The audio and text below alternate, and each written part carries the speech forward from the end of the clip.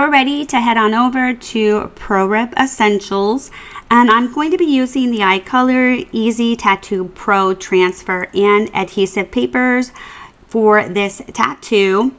First, we want to head down here and change the toner configuration to overprint, and we'll want to go back up here to print mode and select Easy Tattoo Pro. The paper size is A4 and the resolution defaults to 600 by 600, and I'm going to do the bypass tray, and the paper type is thick to 105, so that part is all set. So now we're ready to upload the images, and when you're arranging them on the sheet, you want to make sure to leave about 1/2 inch border between your artwork and the edge of the media. This helps avoid any toner buildup near the edges, and it also gives you cleaner application. You'll also notice that the images automatically mirrored when loaded, which is exactly what we want since they'll be transferred in reverse onto our skin. Since I'm working with color tattoos, I'll need to add a white overprint. Reason being is because the white toner works like a base layer underneath the design, helping the colors stay vibrant when they transfer onto the skin. Without it, colors can look a little faded or washed out. Remember, if you're printing black only tattoos, you can skip the white toner altogether and just print in CMYK, and there are no extra steps needed. So to do that, we need to go to White Creations. You'll notice here that you have two choices. You can select artwork has transparent background or artwork has a solid background. Because I already went into Canva and removed my background, I'm going to select artwork has transparent background. If your design still has a solid background behind the artwork, you would go ahead and select artwork has solid background. So even though ProRIP can detect a solid background and build the white layer for you, I prefer to remove it myself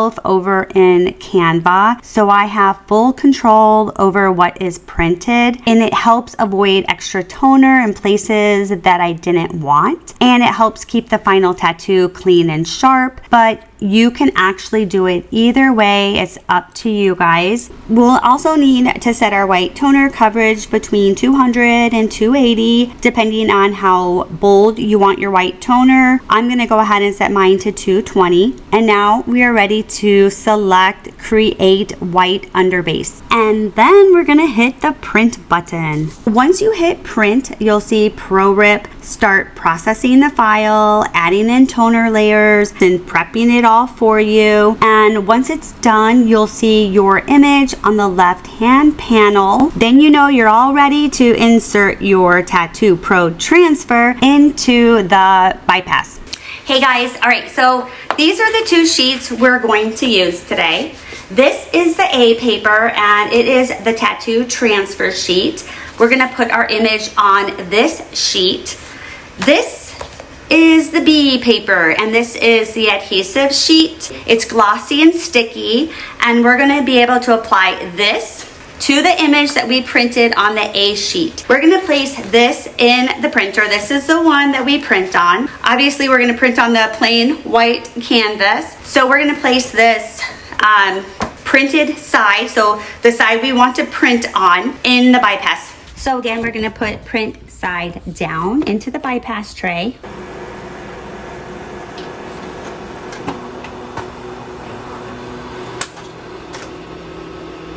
And we're gonna go ahead, just be careful when removing it. So it looks pretty cool. This is the easy part. So we have it already printed. We're gonna take this sheet, which again is the B sheet.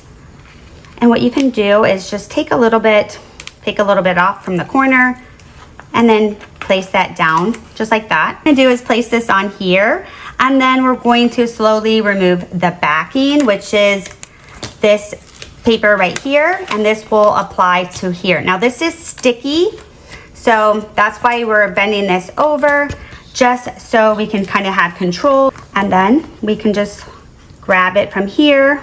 You can see I'm just grabbing that little tab. I hope you guys could see that. We're just going to go ahead and just do it like this. Slowly so we don't have any air bubbles. And you can actually use this as well. You can use like a squeegee. It's super easy, you guys. I'm just trying to go slow and make sure I'm on camera. Perfect. All right. So now we're just going to go over this. Same thing. So that looks really good. That's kind of all we do. And we're going to go ahead and cut it. What they recommend is cutting it as close to the image as you can. But of course, if you are, you know, selling these, you probably just want to cut them in squares. It's up to how you guys want to do it. So I'm just going to go ahead and cut them in squares, so they're all just kind of lined up. And then we can apply a tattoo, and then we'll go ahead and trim it more. So we're going to need a wet paper towel, so it's pretty saturated but it's not dripping. And then I have a dry one as well, so we're just going to set that aside. And next we're going to take the tattoo that you want to use, and you're just going to want to cut as close as you can to the tattoo, obviously without cutting it. Okay, we're going to set that aside. Next, we are going to remove the plastic cover, so it'll be just like that. And then you want to make sure that you have it the right side up, that you want it, which I want it like this.